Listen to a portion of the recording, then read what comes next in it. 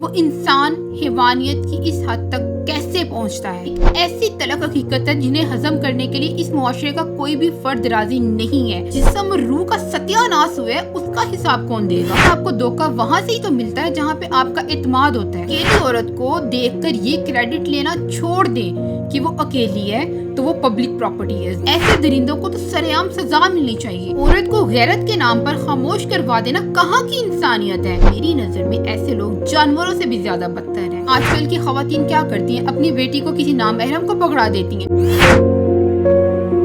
میں اس ٹائپ کی فیمنسٹ بالکل نہیں ہوں جو ہاتھوں میں بینر لیے سڑکوں پر نکل آتی ہیں اور بلا وجہ کے مطالبوں کے لیے چیخنا چلانا شروع کر دیتی ہیں، کیونکہ میری نظر میں عورتوں کے وہی حقوق ہیں جو اسلام نے مقرر کیے ہیں اور مردوں کے بھی وہی حقوق ہیں جو اسلام نے مقرر کیے ہیں۔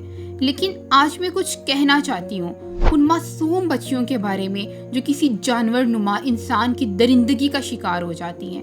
کیا کبھی آپ نے یہ سوچنے کی کوشش کی ہے کہ وہ انسان حیوانیت کی اس حد تک کیسے پہنچتا ہے؟ آپ کبھی کسی ڈاکٹر سے پوچھیں کہ جب بھی زیادتی کے کیسز پیش آتی ہیں، زیادہ تر کیسز گھر کے اندر پیش آتے ہیں، اور ظاہر ہے گھر کے اندر تو ان کا کوئی قریبی ہوتا ہے جو یہ ایکٹ پرفارم کرتا ہے، لیکن یقین مانے ایک ایسی تلخ حقیقت ہے جنہیں ہضم کرنے کے لیے اس معاشرے کا کوئی بھی فرد راضی نہیں ہے، لیکن زیادہ تر ان کے اپنے قریبی ہی ہوتے ہیں جو ان معصوم بچیوں کو درندگی کا نشانہ بناتے ہیں۔ حضرت عبداللہ بن عباس رضی اللہ عنہ نے بیان کیا کہ نبی کریم صلی اللہ علیہ وآلہ وسلم نے فرمایا کہ محرم کے سوا کوئی بھی مرد کسی عورت کے ساتھ تنہائی میں نہ بیٹھے۔ اس پر ایک صحابی نے عرض کیا، یا رسول اللہ صلی اللہ علیہ وآلہ وسلم، میری بیوی حج کرنے گئی ہے اور میرا نام فلاں غزوہ میں لکھا گیا ہے۔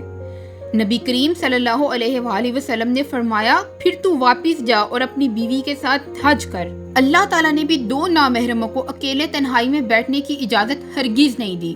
لیکن آپ نے کبھی نوٹس کیا کہ آج کل کی خواتین کیا کرتی ہیں؟ اپنی بیٹی کو کسی نامحرم کو پکڑا دیتی ہیں اور خود مزے سے شاپنگ کر رہی ہوتی ہیں، کچن میں کام کر رہی ہوتی ہیں، اپنی بیٹیوں کو کزنز کے ساتھ کھیلنے کی اجازت دے دیتی ہیں۔ آپ کو پتہ ہے کہ یہ ساری نحوست وہاں سے شروع ہوتی ہے۔ اب بہت سے لوگ مجھے یہ کہیں گے کہ ہر کسی کی سوچ بری نہیں ہوتی، ہر کوئی گٹیا نہیں ہوتا۔ میں نے ہرگز یہ نہیں کہا کہ ہر انسان ایک جیسا ہوتا ہے، لیکن جو کیسز ہمارے سامنے آتے ہیں اس میں بھی وہی لوگ انوالو ہوتے ہیں جن پہ آپ کا اعتماد سب سے زیادہ ہوتا ہے۔ یقیناً آپ کو دھوکہ وہاں سے ہی تو ملتا ہے جہاں پہ آپ کا اعتماد ہوتا ہے۔ اسلام نے بھی اگر اس بات سے منع فرمایا تو یقیناً اس بات میں کوئی مصلحت ہے، تو اسلام نے بھی اس چیز سے منع فرمایا ہے۔ آج کے اس دور میں بھی اس طرح کے علاقے موجود ہیں جہاں زیادتی کے بعد اسی لڑکی کی شادی اس لڑکے سے کروا دی جاتی ہے۔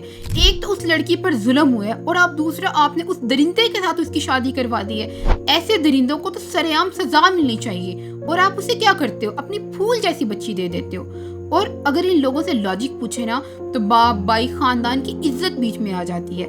نہیں، جو اس لڑکی کی جسم اور روح کا ستیہ ناش ہوئے اس کا حساب کون دے گا؟ مجھے تو یہ سمجھ نہیں آتی کہ ایسے لوگوں کو اللہ سے ڈرنا تو دور کی بات، شاید اللہ بھی نہیں یاد رہتا۔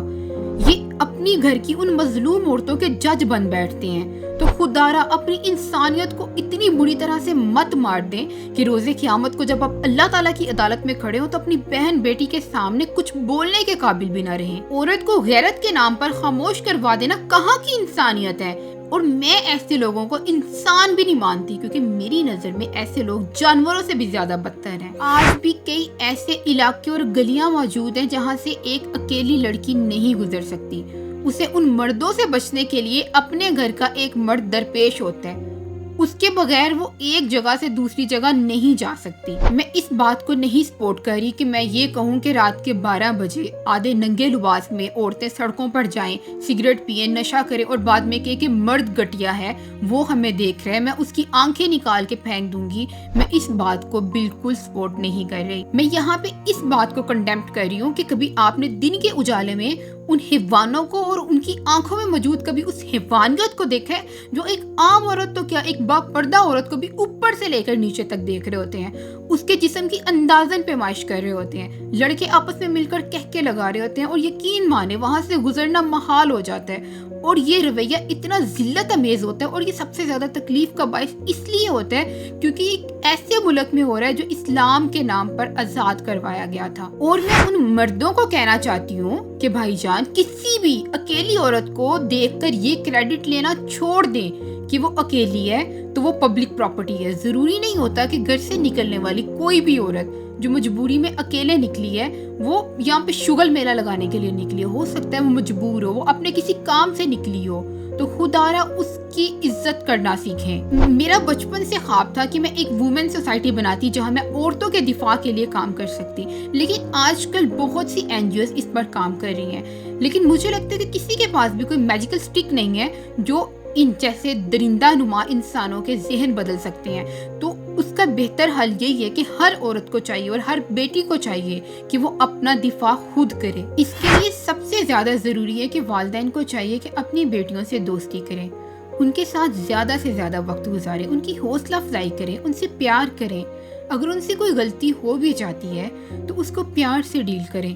اگر آپ کے جسم کا کوئی حصہ خراب ہو جائے تو آپ اس کو ٹریٹ کرواتے ہو, اس کا علاج کرواتے ہو, پیار محبت سے مرہم پٹی کرتے ہو, تو وہ بھی آپ کے جسم کا حصہ ہے. اگر ان سے کوئی غلطی بھی ہو جاتی ہے تو اس کو پیار محبت سے ڈیل کرو اور ان سے اتنی محبت کرو کہ انہیں کبھی بھی محبت کے لیے باہر نہ بھٹکنا پڑے, وہ کبھی بھی کسی نامحرم کی درندگی کا کبھی شکار نہ ہو. آپ نے کبھی سوچا ہے کہ آپ اپنے بچوں کو واقعی اتنا اعتماد دیتے ہیں کہ وہ اپنے دل کی ہر بات آپ کو بتا سکیں, وہ آپ کو اپنا سب سے قریبی دوست سمجھیں؟ آپ کو ہمیشہ یاد رکھنا چاہیے کہ آپ کی بیٹی, آپ کی بہن آپ کی سب سے بڑی ذمہ داری ہے. ان سے محبت کرنا, ان کی حفاظت کرنا آپ کا فرض ہے. رسول کریم صلی اللہ علیہ وآلہ وسلم کا فرمان ہے, تم میں سے سب سے بہتر وہ ہے جو اپنے اہل خانہ کے لیے بہتر ہو. اس لیے اپنے گھر کے معاملات کو بہتر سے بہترین بنائیں. اپنے گھر کی عورتوں کو اعتماد دیں کہ آپ ان کے ساتھ ہیں. اگر وہ کبھی کمزور پڑ بھی جاتی ہیں تو آپ ان کے پیچھے ہیں. اگر وہ گر بھی جاتی ہیں تو وہ گر کر اٹھنا جانتی ہیں, کیونکہ انہیں اس بات کا یقین ہے کہ آپ ان کے ساتھ ہیں. ان کو محبت دیں, تحفظ دیں, تاکہ وہ دنیا کے فریب سے بچ سکیں. آخر میں کچھ لوگوں کو یہ کہنا چاہتی ہوں کہ عورتوں سے ان کی تعلیم حاصل کرنے کا حق بالکل نہ چھینیں. عورتوں کو مت ماریں, انہیں جائیداد میں حصہ دیں. میں یہ نہیں کہہ رہی کہ آزادی کے نام پر انہیں فحاشی اور بے حیائی پھیلانے کا موقع دیں, لیکن ایٹ لیسٹ انہیں وہ حقوق تو دیں جو اسلام نے عورتوں کو دیے ہیں. ان کی جبرن شادیاں نہ کریں.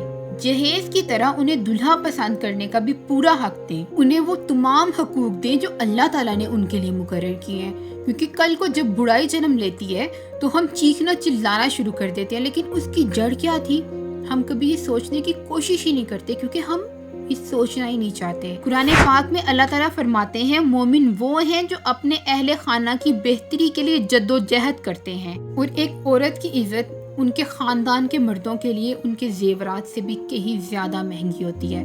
تو اپنی عورتوں کی عزت کی ہمیشہ حفاظت کریں. اور مجھے ایسا لگتا ہے کہ ہر مرد کا فرض ہے کہ وہ اپنے گھر کی عورتوں کو اس معاشرے کی حقیقت سے آشنا کرے اور اس معاشرے میں سروائیو کرنے کے لیے اسے پراپر ٹرین کرے.